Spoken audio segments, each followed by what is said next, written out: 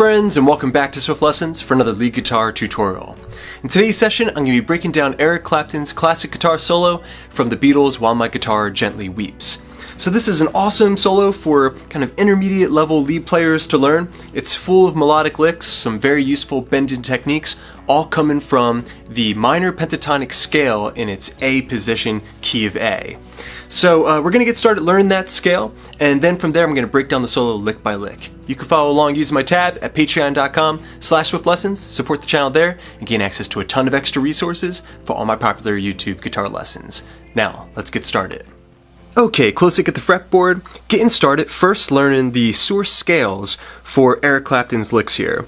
Now the main scale that he's using is the minor pentatonic scale, key of A minor, in its A minor position. And basically what that means is surrounding this little A minor chord shape in bar chord form, rooted off of the A string, we have a scale position that's surrounding the chord shape.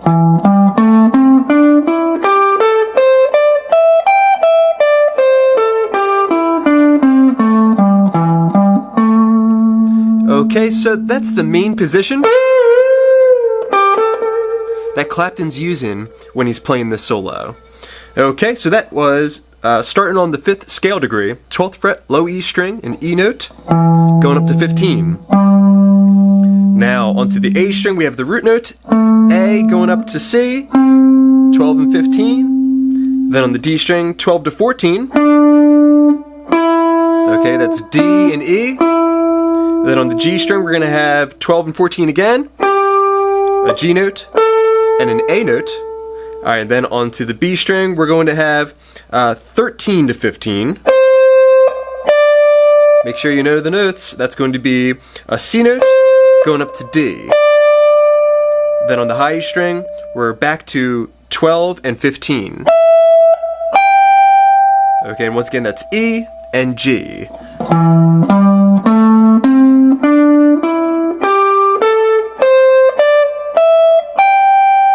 Alright, the A minor pentatonic scale in its A-shaped position. Alright, now there's one other scale position that he's going to use for this solo, and that's going to be the upper octave position that we call the E position, because it's basically going to be surrounding the A minor chord played as an E shape, okay, but way up here in the 17th fret position. Okay, so it's going to look and sound like this. This is the common position, A minor pentatonic scale.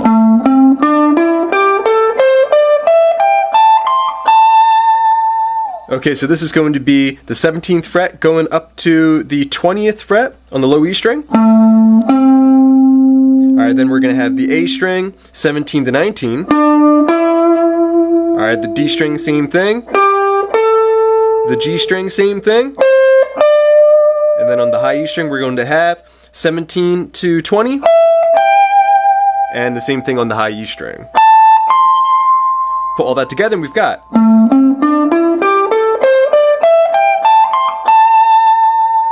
Alright, and that's just the common position of the A minor scale played up one octave. Okay, very good everybody. You have the prerequisite scales down. Now we're going to jump into learning the solo phrase by phrase. You can follow along, use my tab from patreon.com/swiftlessons. Now I'm going to put the tabs up on the screen so it's easier to follow, but remember you can print them out by joining me there. Okay, getting started with phrase number 1, it's going to sound like this. Getting started on the 14th fret of the G string. 1, 2, 3, 4.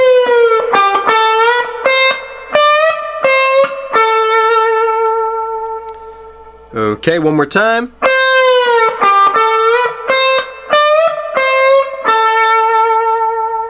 Alright, so it started off with a pre-bend. The 14th fret of the G string, we're bending it up first, trying to reach the note C that is 1.5 steps above. Okay, so the pre-bend, and then the slow release back down to the unbent position. Alright, then we're going to have 12, another bend on 14, up to the 13th fret of the B string. Alright, from there we have another bend on the 15th fret of the B string. Alright, that was a lift and kill. Bend the string, put the pick back on the string to stop it. Alright, then we're back to 13. And then to the 14th fret of the G string. Alright, with some vibrato to resolve. Okay, put that full phrase together and we have 1, 2, 3, 4.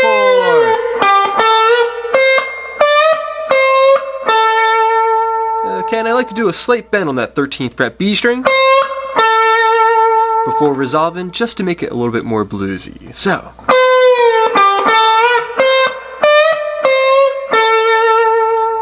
Okay, moving on to the next phrase we have. Okay, really wild phrase there. A hammer going from 12 up to 14. Bend. Release and bend again. And then vibrato as you descend back to the unbent position. Very, very interesting technique there. Okay, now moving on to the next line, we're going to have the exact same lick again. Okay, alright, now on to the second phrase of line number 2. It's going to sound like this.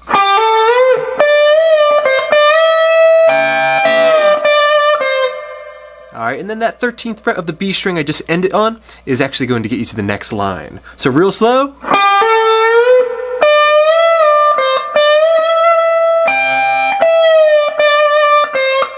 Okay, so that began with a hammer, 12 up to 14, and then bending that 14th fret. Nice and slow bend there. Alright, then onto the B string, 15th fret. A bend and a return. Then down to 13, and then bend the 15th fret again. So far you have. With your pinky here, grab the 15th fret of the high E string next. And you're kind of creating a little harmony there.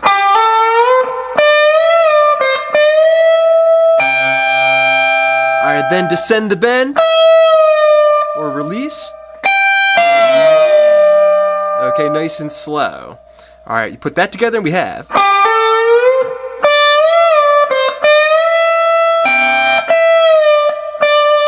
The 15th fret of the B string again, and then down to 13 to end the phrase.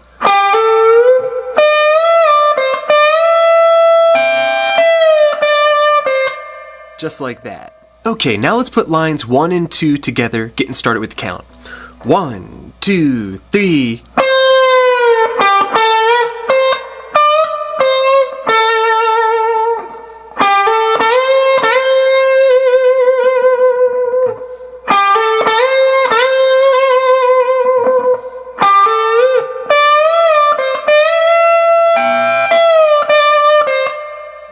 And then that 13th fret, as I mentioned before, gets us on to line number 3.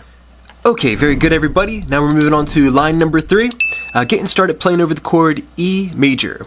We're on the 15th fret of the high E string, doing some bends. The first phrase sounds like this.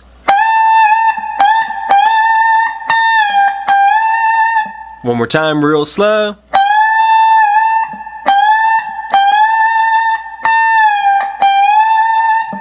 Okay, so that began bending the 15th fret high E string 4 times. But one thing that I want you to take note of is that the second bend isn't plucked. Okay, so we have. Alright, you're going to hold the string in that position, then you're going to do a release, followed by another bend. You put that together and we've got.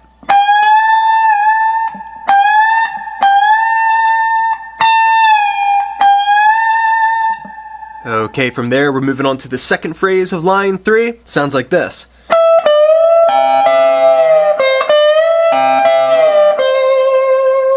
Okay, so that began on the 12th fret of the high E string. Alright, then we're going to bend the 15th fret of the B string. And then grab the 15th fret high E string underneath. Alright, then release that first bend on the B string. Okay, put that together and we have. Alright, next we're going to have 13 to 15. That could be hammered if you want, because then we're going to bend that 15th fret up again, and then grab the 15th fret underneath again on the high E string. So far you have.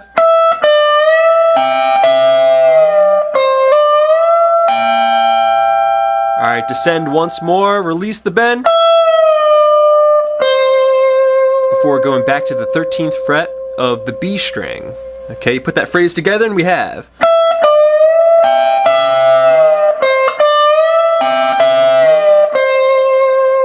Alright, one more time. I believe I have a hammer there on the tab.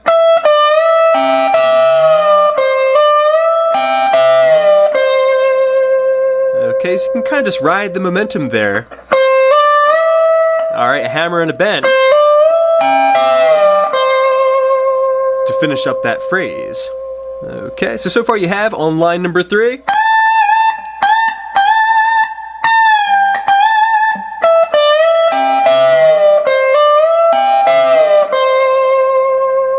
Okay, now finishing up line 3, we're going to have a phrase that takes you into your 4th and final line. Okay, so the next phrase is going to sound like this.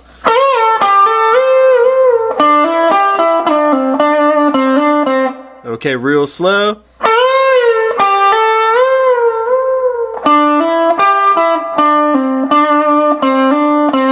Okay, so that began on the 14th fret of the G string. Again, bending up 1.5 steps. And we're going to bend it up and then release it. Alright, then we're going to do a hammer from 12 to 14 and bend again.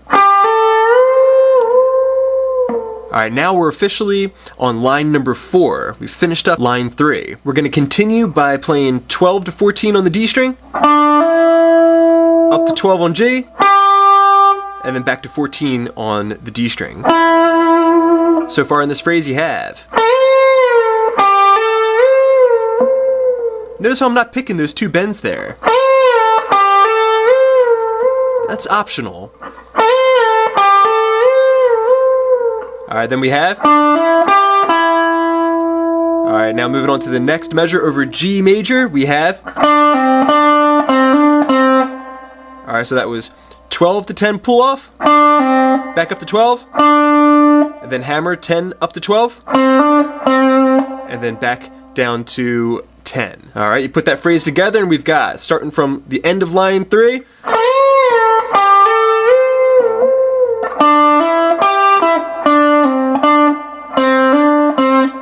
Okay, very good. Now that's going to get you to the final phrase that you need to learn to get this solo down. And this one is really special because it so smoothly transitions the tonality of the tune to a major key. So the verses are in the key of A minor, the choruses are in the key of A major. Very interesting.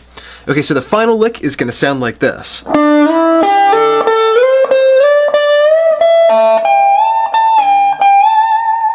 Alright, and right there on that final bend is where the A major chord is coming in. Okay, so that lick one more time, real slow.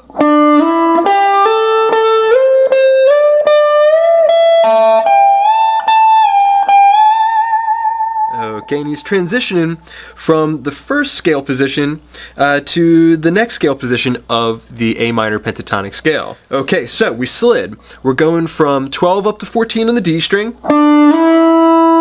then hammering 12 to 14 on the G string. Alright, then sliding once again 14 to 17. Alright, we're going to slide another 17 up to 19. Alright, then we're bending the 19th fret up a whole step. Then playing 17-17 on the B string and high E string as we let that 19th fret bending ring out. Alright, next we're going up to 20 on the B string. We're going to bend it up, return, and then bend once more with some vibrato. Alright, as the A major chord comes in. You put all that together and we have.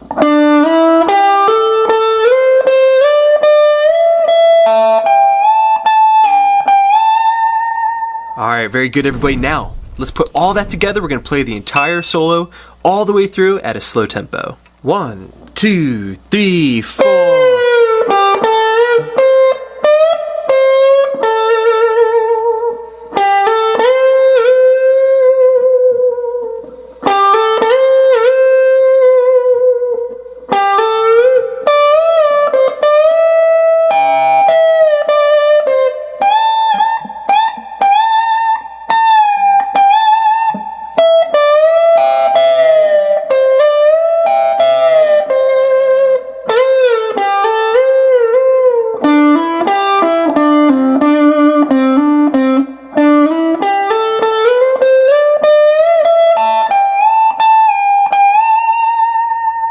Alright, very good everybody. Take these licks slow. Remember, it takes a long time to get these things into your muscle memory. The trick is to have as many slow and careful repetitions as possible. Alright friends, thanks so much for checking out this lead guitar tutorial. I hope you enjoyed it. Let me know what you think in the comment section down below.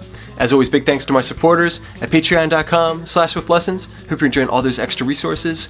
And thanks to you guys, I got many more lessons coming up. So keep checking in. Please subscribe, please share. This is Rob at Swift Guitar Lessons in Philadelphia, saying happy picking.